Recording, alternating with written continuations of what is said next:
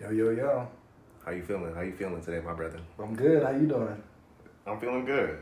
I can't complain. This is a special occasion today. Special day. So, You know what it is. without further ado, jump right into it. Tell us, who are you? Shoot, I am Cheese, Brother Cheese, you know what it is. Brother Get it Cheese. right. From Toledo, Ohio, but shoot, I'm living now in Tampa, Florida. Blessed to be where I'm at. Where are you? Tampa, Florida, working at a big four accounting firm. 2 degrees, say please. Ooh. You know what I'm saying? Both in accounting, but I've been able to get some good experience, learn a lot of information, and grateful for where I'm at right now. And today, like I said, it's a special occasion. Brother Dickie, he normally isn't always in person. This is a superstar right here. So this is special right here to be in person. So we're making it happen. You know what it is. Mm-hmm. Talk a little bit about yourself. Yes. I guess the name I'm going by is Diggy. Graduated from the Ohio State University, finance and Spanish, and currently at a boutique investment banking firm in the Big Apple, New York City. Been there for almost a year now. But we started this podcast for 3 reasons. The easy E's. Give it to them. All right, you know what it is, man. The things that we're doing today, like you said, the easy E's, educate. Like I said, we are fine brothers. Out here, we got degrees. We took care of our business, and we're out here trying to provide the good information for folks. That's what it comes down to. We want to be able to have a resource for people. We're here to entertain. When you're here with good folks like me, it's going to be a good time. So, hey, that's just how it is. And we're here to empower. At the end of the day, we want to be able to set a strong foundation for the Black community. Oh, yeah, and this is one of them slight shameless plugs by Cheese. Tap in, y'all. The QR code is right here. UpRooted, baby. You know what it is. But like I said, we have a special appearance. We have Diggy in person, and he just had a smooth international trip. And so we want to talk a little bit further about that. Let him know what you're able to do throughout these past few weeks.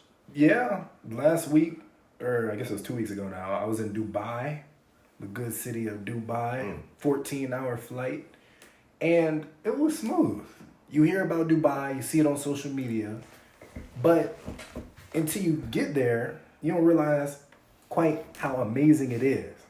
But there's 2 Dubais. There's the Dubai you see on social media, which is known as New Dubai, and then you also have Old Dubai.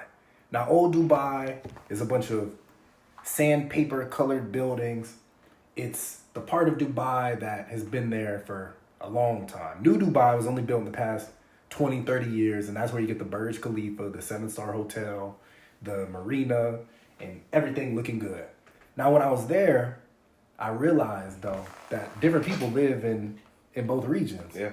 So in Old Dubai, it's mostly Pakistani. You have Indians, and they're like the lower class in Dubai, if you will. Yeah.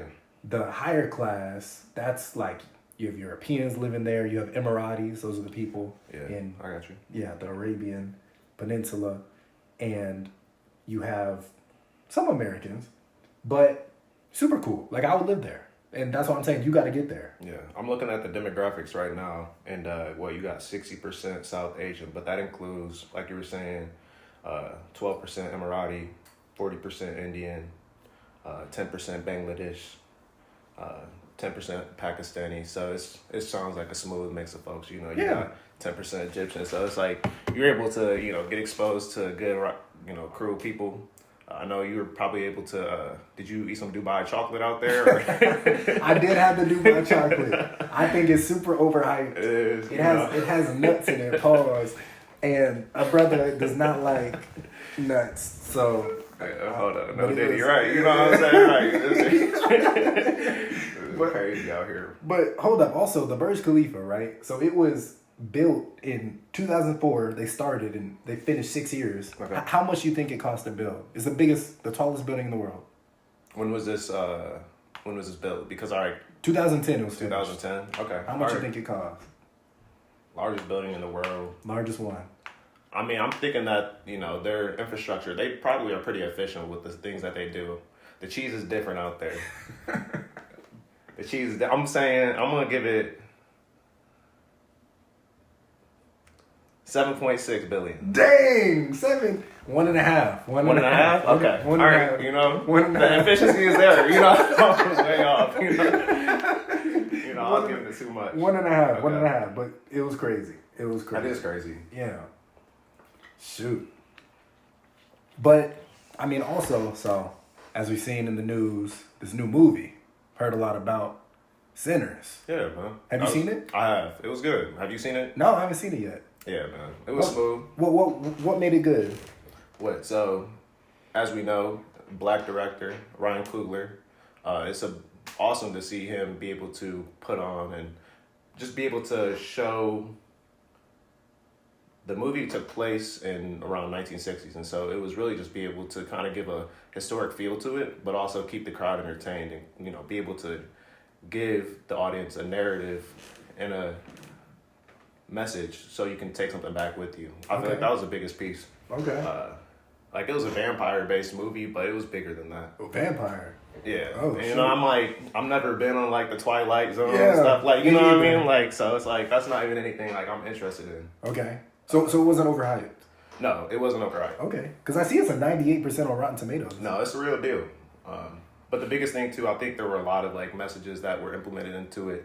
Like I said, it was placed into the 1960s, and so that's right near where the Jim Crow laws were, they would say, abolished. But realistically, Yeah. I mean, throughout that timeline, there was still a lot of segregation. There was still a lot of discrimination like there is today. And so it's just kind of brings in that type of feeling to it and gives you perspective of, like, all right, who can you trust as an individual or as a group of people? And, you know, I would say as a black community, we've been forced in situations where we haven't always had the choice to trust who we wanted to. We're brought here throughout slavery, and we were oppressed by the white community. So it's like, all right, like, we were forced to be able to accept different situations, and our ancestors had to go through certain times like that, which are difficult. But it shows that, all right, we're a little bit more welcoming. There are people that, you know, you might question a little bit, but, you know what I'm saying, we're willing to be able to, you know, understand or, you know, work with other people. But he was really trying to say, like, that's not what we should focus on. That's kind of what I was getting from this. Okay. Not everybody you can trust. They were singing music. Like, a big part of the black culture is music. Mm-hmm. It comes from a lot of different, you know, cultures, and just understanding, like, how that has impacted us with being able to have ceremonies, be able to, you know, come together as a community, being able to, you know what I'm saying, communicate in certain ways when we weren't able to, you know, talk person to person, like, you know, this was like a certain code. And so they kind of got into that piece of it. But then you had these white folks coming in with the banjo, like, hey, like, oh, do it, you know what I'm saying? And you knew it was wrong. It's like, all right, like, you know, this isn't cool. But, you know, you had one of the brothers, because they were twins. What is it? Michael B. Jordan. He had, you know, playing, you know, playing two different characters. And so one twin was like, oh, yeah, you know, it might not be too bad. Like, you know, let's let him in. But, you know, the other brother was like, yeah, you know, this shit is off. Like, like I was saying, you can't trust everybody. And so they implemented that into there. But I think there were a lot of, like, ideas behind it. But it was just really, you know, well developed movie, I would say. Okay. You know? And so I really just, like I said, I appreciated it, having a black director and really being able to put on. So it was just something I was like, all right, shoot, I got to go watch it in the theaters, you know, show some support. And that's how I looked at it. You know? So. Yeah. Well, I mean, because I haven't seen the movie yet, but I was hearing some crazy things about Ryan Coogler's contract with Warner Bros. Yeah, man. I mean, he made a check, huh? He did. Some estimates are as high as $90 million. Yeah, you know how much that is? Yeah. Like I said, shoot, I don't know. One day. He said, I don't know. One day, right. One day. $90 million You know on one like, movie? But listen, bro. So he must be a master negotiator. Yeah. Because with Warner Bros., he made it so, number one, he is making money on the first ticket sold. Normally, the contracts between directors and production companies like Warner Bros., they have it so Warner Bros. Will make a certain profitability. Okay. And then the director and the actors and everything, you know, then they make their money. Right. But nah, Coogler had it so it was like first ticket sold, he's making. Number two, he got 100% director control. Sheesh. So if he wanted something added in the movie, but Warner Bros. Didn't, like, he had the final say. Okay. And respect that. Yeah. And that's not normally, that's unprecedented. Yeah, it's like they're not changing the narrative. Like, this is what it is. You know what I mean? Exactly. Yeah, you gotta respect that. But then number 3, where he really shook up the industry, is after 25 years, the rights of the movie will go to Ryan Coogler. So he will outright own the movie. All right, yeah. So all, like, if it's ever replayed, you know what I'm saying? They have it on, like, cable TV, or, you know, they add it to Netflix, like, 25 years from now. Coogler's making all those checks. Okay, that's big, man. It's huge. Yeah, and I mean, just like going into that, I think that's a really important piece. And question, do you, like, when was the last time you've been to the movie theaters? Oh, I go every weekend. Okay, it's frequent for you. I've been going recently too. It's something I feel like just on pastime. It's like, all right, it's something cool to do. A little date night, you know how it is. Okay. But you could say, you know, looking at like movie theater stocks and stuff like that, it could be a dying industry. Like, you think that's going to be something that is going to be prevalent in the next 15 to 20 years? Or do you think that, that's a good question. You know what I'm saying, like, it's going to be strictly Netflix? And I think that kind of secures his contract too, because it's like, all right, you don't have to bank on the movie theaters, you know, showing your films or whatever. Like, you could still make a check off of Netflix down the road when they're showing it, you know, 15, 20 years from now. Yeah. I think movie theaters as we know them today may die, where you go in, buy a ticket, sit down, watch the movie. Maybe there'll be a couple. But what has been popping up, like in Las Vegas, I know, there's like, you go and it's like a immersive like experience. Okay. Where it's like the screen is like all around you type thing. Yeah. And so in the future, I can see how like some super, you know, high tech movie theater like that, but then maybe they also attach like a bowling alley, you know, next door type thing, and then they have some arcade games and all that. Like, if they, I mean, movies, like, they're always going to be a form of entertainment. I don't ever see them going away completely, but maybe as we know them today. Okay. What do you think? No, I was just thinking about that, like, when you were saying that the movies have, like, immersive environment, you know, and I was just thinking about, like, the technology piece. I know we talked about it a little bit earlier, but going back to Dubai. Yeah. Going back to Dubai, do you think that was something that, like, they implemented into their, you know, city? Like, is that was something that was really focused on when you were there, or how did that look? Yeah, the technology is everywhere. The technology is everywhere. Now, it's high tech in the sense that they have the biggest, you know, building in the world. They have the 7-star hotel. They have, you know, like crazy futuristic lights on the outside of the buildings that you don't see in any other city. Like, I've never seen it in any other city. But go ahead. I was gonna say, but was it blowing New York out the waters? Yes. Like, that's what it was. Yes. Okay. Yes. New York is old. It's dirty. They got rats. It stinks. The people are mean. Like, in Dubai, you have respect, and it comes down to like the culture and what people value. Okay. And people value peace, but then also you have, it's a kingdom. All right. Yeah. Dubai. It's a whole different structure. Yes. There's no democracy there. You know, it's a kingdom. Yeah. So they have the laws, the rules, harsh punishments. So everyone's staying in line. People aren't even jaywalking, because you can be fined up to 1,000 dirhams, which is $250, $270. No one's I'm not messing with that. Exactly. Exactly. So I mean, I just imagine if they took some of what Dubai has, which is like with the culture, what they find important, but then also with the innovation. Like, New York is old. I don't know the last time they built a new shiny, you know, building. Like, if you go, the architecture is old. It really is dying. Yeah. Okay, I got you. Yeah. I mean, I just know that being out there, it's a whole different type of feel. Yeah. And I would say that, like, I mean, I never have traveled internationally, so it's important perspective to kind of just get an understanding of it, and possibly, you know, what things can be done here to, you know, do what we can do better. You know, once we're kind of looking at infrastructure and being like, all right, you know, how's it set up, or like you said, possibly being out in Dubai and having that as a opportunity to have a property out there down the road. Yeah. But man, that's interesting. Yeah. I know that's a good experience. Yeah. You said you would probably go out there. I would live there. I can see myself living there. Yeah. I could. Okay. That's what's up, man. Yeah. There's not too many, like, you know, black people. Like, there's some Africans, but when I say black, I'm like African American.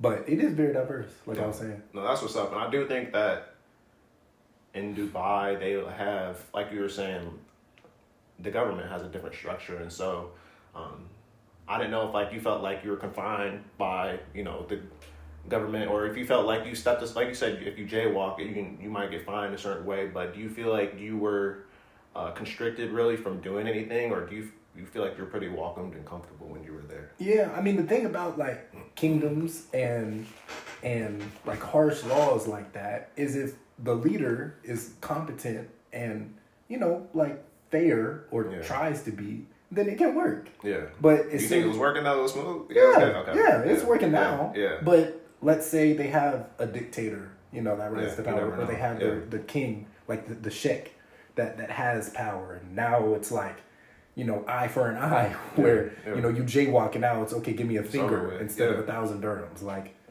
quickly, it could be like, no, I'm taking my behind back to the States. I mean, well, I feel like that's kind of how it is here now. You know what I'm saying? Like, they'll deport you somewhere else out the gates for, what I'm saying, talking crazy. You know what I'm saying? It's true. So it's like, I feel like people to El Salvador. It's like you're not even safe anywhere. And so it's really important to kind of keep an open perspective on things is what I'm really getting at, to understand that, like I said, I haven't been outside of to different countries, but it's really important to, look at these different cultures and see what they can offer too. Yeah. Because if you're not there, if you haven't been able to visit, you're not going to completely understand what's going on. Taking pieces, learning from it, implementing it into the own culture. Yeah, it's important because I believe a lot of times, like you get the social media misconstrues like how certain environments are or how certain countries are, and it might I feel like in the past 20 years, like, just like with all the African countries, people have always made it seem with the commercials like, oh, we need a couple of dollars, you know what I'm saying, donate here, you got like hungry kids, whatever in the commercials, but it's like, you show up there and it's like, well, there's wealth, there's strong communities, and you know what I'm saying, there's people that, are welcoming, and so it's... That's right. You're not going to really understand until you get that experience, that's right. And so that's really cool. Yeah, but also on that note of the Black community, so one stereotype that is really timeless is that Black people can't swim. That's true. I mean, the stereotype is real. Yeah, you know what I'm saying? I'm not saying that like I can swim. You know what I'm saying? Quit playing with me. There you go. Okay. But you know what I'm saying? Like that's a real stereotype that people have made. Yeah. And I mean, I can swim as well. Yeah. Not super well. Yeah, I'm not Michael Phelps. But you know what I'm saying? No, I'm not bad. But yeah, I can get in the water.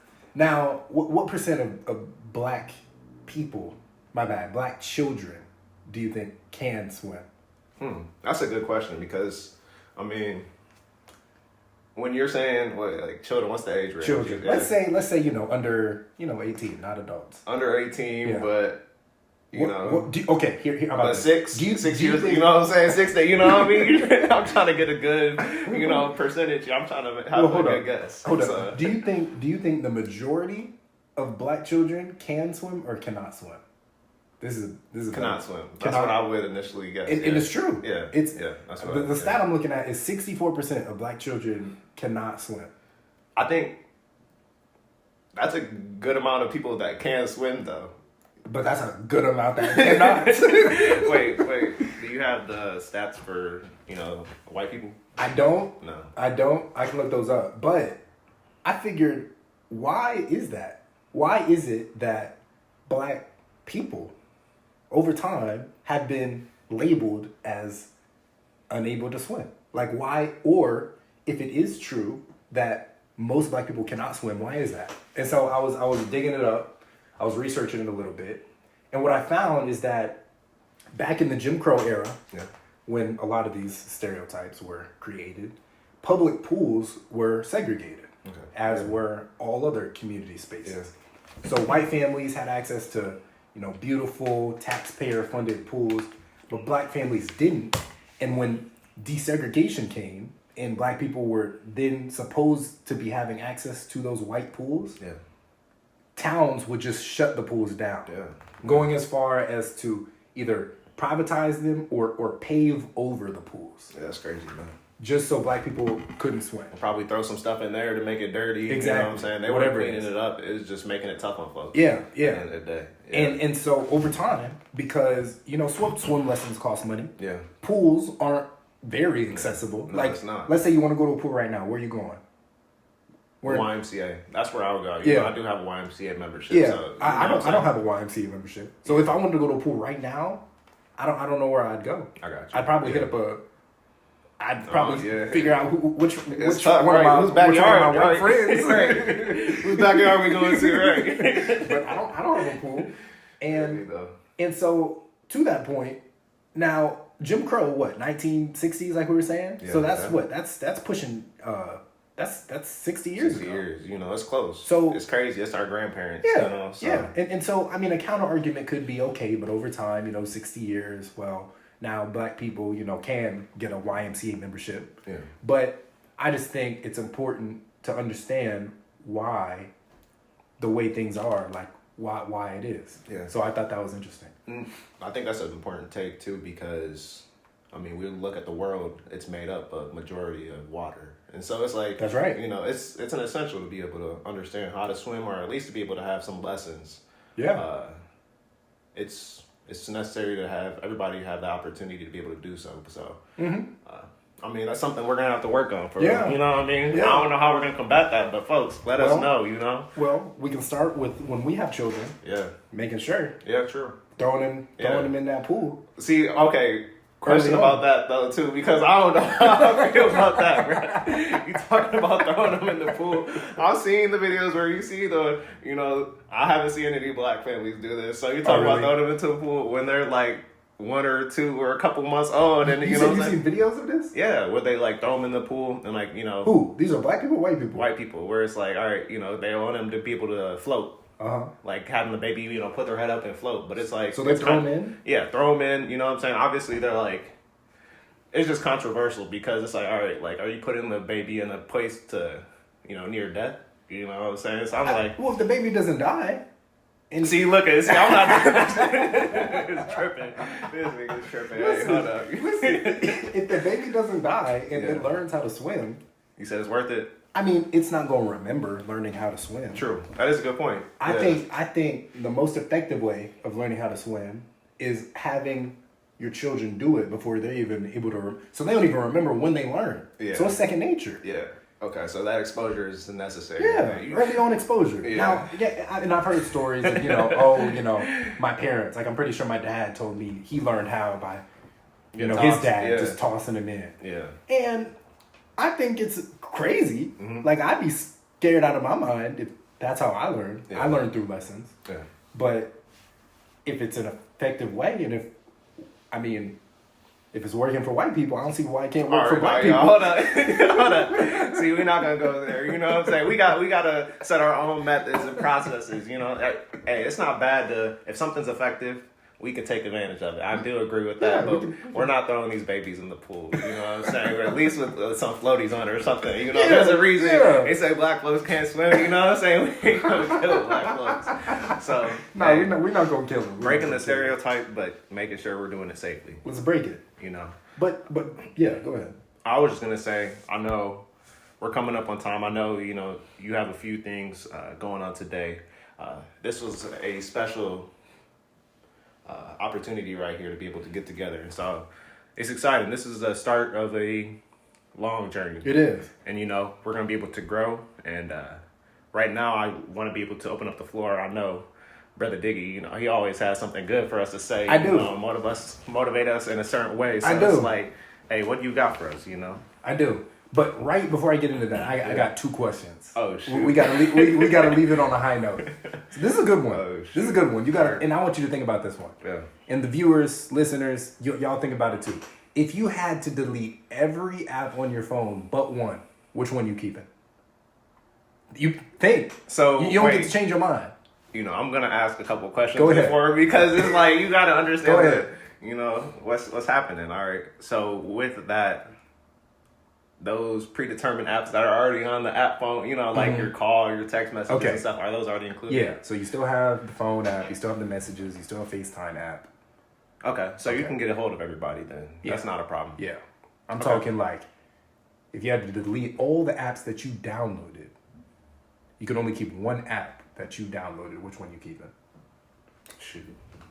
That's a tough question, man. I mean, I'm not super big on social media, or at least these past couple of years I haven't. Like, I've been trying to step away from it a little bit more. So, like, being able to take that time away, I don't think would be bad for me. And it forces you to set your own standards, you know. So what you say? Set your own vibes. I'm saying, shoot, like, I'm putting something. I'm gonna have my Charles Schwab or my Robinhood, account on there. Okay. That's what I'm keeping, because at the end of the day, if I can, enjoy myself, I got my bank account money in there. Cool. Like, I'm accessible. But I'll be out at the beach. Like I said, I'm Tampa, Florida. Okay. I'm going to go enjoy my time. I don't have to worry about nobody else. Okay. Exactly. Scrolling on Robinhood. Really, though. Okay. Keeping it simple. Shoot, no, I'm just throwing the daily investments in there, you know what I'm saying? And not even worrying about it. Mm-hmm. But I feel like at the end of the day, being able to have financial freedom, being able to travel. Mm-hmm. So that might be either the travel with the flight, app, or, you know what I'm saying? Or you only get one. Which one? It's going to be one of those. Which one? What I'm saying? I need to, be able to have access to the, which to one? A flight. So. You only get one. Shoot. I would say, if we're going to talk about that, if, the internet isn't just like, going up online and saying the flight app isn't, an opportunity, I'm picking, a Delta or Spirit, whatever it be, so I can go travel. Okay. That's what I'm passionate about. I want to be able to, travel all across the country and the world. So, yeah, that's important. So we're going Delta over Robinhood? I mean, shit, if I have access to all my trips I'm accessible to, and I can eat as much food as I want to, I can work out wherever I need to, shit, that's what it is. Okay. Robinhood, you know what I'm saying, if, those are, that's a restriction or whatever. So, yeah. But those are my two. What would you say? Okay. So I was really thinking about this. As much as I want to say the Bible app, we go on YouTube. YouTube? Okay. YouTube. Yeah. YouTube University. Yeah. You can learn anything. You can be entertained. That's true. Yeah. And it has everything. Yeah. Facts. We go on YouTube. All right. I like that. All right. I got one last question for you, and then we're going to peace out. All right. Say that. What's the cheapest thing you've ever done? Whether it's like a date and you were like extra cheap, or something personal where you were like, oh, I'm not trying to spend this money, so you're just super cheap. Yeah. What's the... Shoot, when I was out in LA, like, I had a real frugal roommate. And, I think this is a smart practice, too. Like, you learn things when you have a frugal roommate. And he's like, all right, you know what I'm saying? We're making sure stuff is cool. Yeah. But we're not going to make it expensive, you know what I'm saying? Like, we're still going to have a cool little vibe, but we're going to still enjoy ourselves. But we would ride the bus, and, he said, like, he's from New York. He was from the Bronx. And so it was like, it was normal for him to hop on the bus and be like, all right, he would throw maybe a couple pennies in there and be like, all right, cool, just walk with this shoulder, duck, and be like, all right, it's nothing but a thing. And that was a big thing when we were on Cali too.